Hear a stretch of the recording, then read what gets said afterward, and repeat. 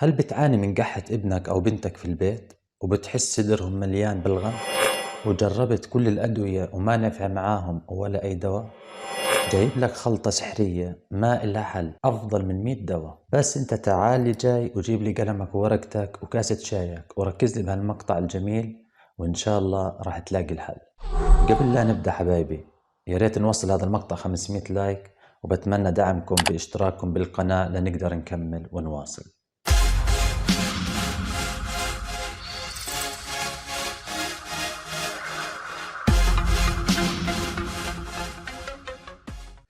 السلام عليكم حبايبي. في اليومين هذول بنلاحظ انه زادت عنا حالات البرد وحالات الحرارة وحالات القحة والبلغم، وبتحس انه كل الاطفال عندهم انتشار العدوى بشكل فظيع. طبعا بيكمن هذا كلياته بسببين رئيسيين بالنسبة لإلي.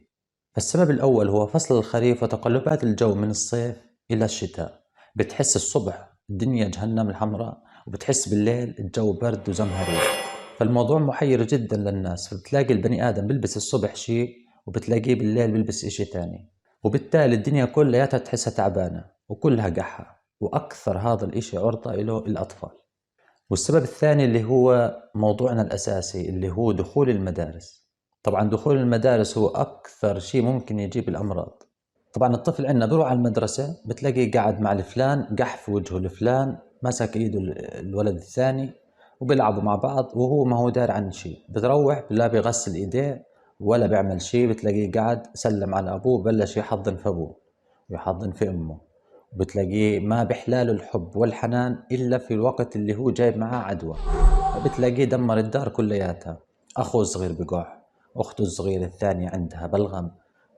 فمشاكلنا من أساسها هو المدارس. فالمفروض الولد لما يروح من المدرسة يغسل يديه شوي، وإذا كان عليه شوية أعراض نحاول نعزله عن الأطفال الثانيين، لأنه هو سبب رئيسي في انتقال العدوى بيكون في البيت. طبعا في أسباب كثير للقحة والبلغم، راح نذكر أهم الأسباب اللي ممكن تصير فيها وراح نذكر علاجها مباشرة بعد. أول سبب بتلاقيه التهاب القصبات الهوائية. طبعا بتلاقي هذه معاها قحة مع بلغم اللي هو بسموها النزلات الشعابية. وبرضو عندنا الالتهابات الرئوية، طبعا هذه بتكون أخطر وأشد لأنها جاية على الرئة مباشرة. طبعا هاي بترافقها حرارة وإعياء للطفل بشكل كبير، وبترافقها مرات صعوبة بالتنفس وبتضطر البني آدم إنه يوديه للمستشفى. ولا ننسى طبعا من الأسباب حساسية الصدر، فحساسية الصدر بتزيد جدا في فصل الخريف. طبعا ومن أهم مشاكل القحة مشاكل الأنف. راح تقول لي كيف مشاكل الأنف؟ يعني شو دخل الأنف في القحة؟ لا يا صديقي، طبعا هو مشاكل الأنف من أهم المشاكل أصلا للقحة، لأنه بتلاقي الأنف في مخاط كثير كبير وما حدا منظفه وما حدا مغسله، فبنزل المخاط على الحلق والرئتين، وأكبر مسبب للقحة هو مشاكل الأنف والمخاط. ومن الأسباب الرئيسية للقحة التهابات الحنجرة والنزلات الفيروسية بشتى أنواع الفيروسات، مثل فيروس كورونا أو فيروس H1N1 أو الفيروسات الطبيعية بشتى أنواعها. يعني عندك كوكتيل من الالتهابات والفيروسات الموجودة في الوقت هذا اللي هو احنا قلنا عنه وقت التقلبات. فاحنا بنتمنى يكون واحد عنده زيادة في الحرص، لأنه أكثر المشاكل ممكن تجينا والعدوات من التجمعات وخاصة المدارس. قبل لا أحكي عن الخلطة أو العلاج اللي ذكرت لكم إياه، فحاب أنوه على شغلة بسيطة، إنه حسب حالة الطفل إحنا نقدر نعالجه في البيت أو نقدر نعالجه في المستشفى. يعني إذا كان الطفل عيان كثير وما قادر يتنفس وحرارته بترتفع وما بتنزل، هذا ما بزبط معاه إنك تيجي تعالجه بالبيت، أو إنك تفكر إنك والله دا أجرب أعمل خلطة الفلانية. هذا مباشرة تأخذ على المستشفى، ما في أي نقاش.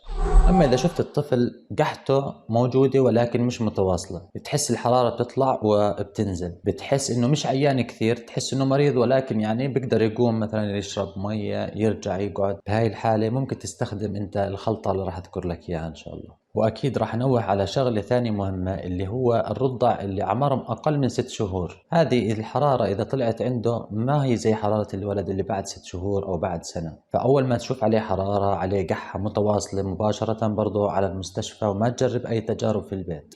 وبننتقل الآن لعلاج القحة والبلغم.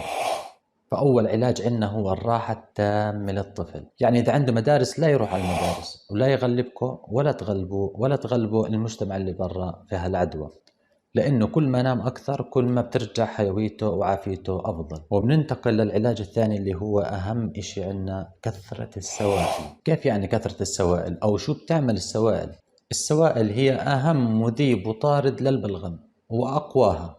ولو أخذت 100 دواء بدون سوائل اعتبر الدواء يوزلس، ما راح يشتغل نهائيا.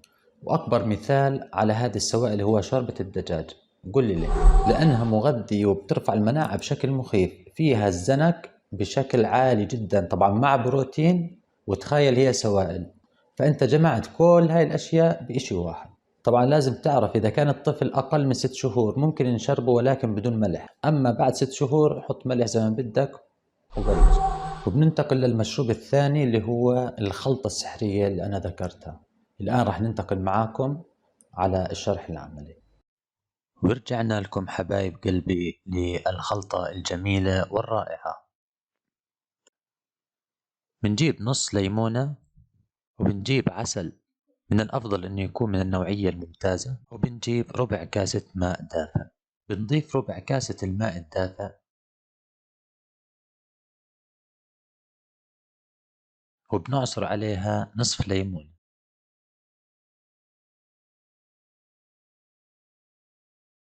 وبنضيف ملعقة عسل كبيرة بهذا الشكل.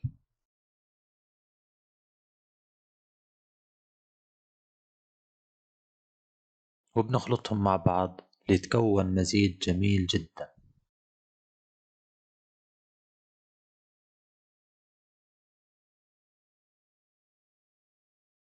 هذه الخلطة الرائعة بنقدر نستخدمها للطفل من 3 إلى 4 مرات يوميا، ملعقة واحدة في كل مرة. وبهيك خلطة حبايبي بإذن الله لا راح تشوفوا قحة ولا راح تشوفوا بلغم. طبعا من السوائل المفيدة برضو الأعشاب الدافية مثل اليانسون، النعناع، أي أعشاب دافية جدا مفيدة راح تكون للبلغم والكحة. وهيك حبايبي بنكون احنا خلصنا مقطعنا الجميل، واتمنى انه ان شاء الله نال اعجابكم، وبدنا دعمكم لنوصل 1000 مشترك ان شاء الله لنقدر نكمل ونواصل. حبايبي دمتم في رعاية الله، السلام عليكم.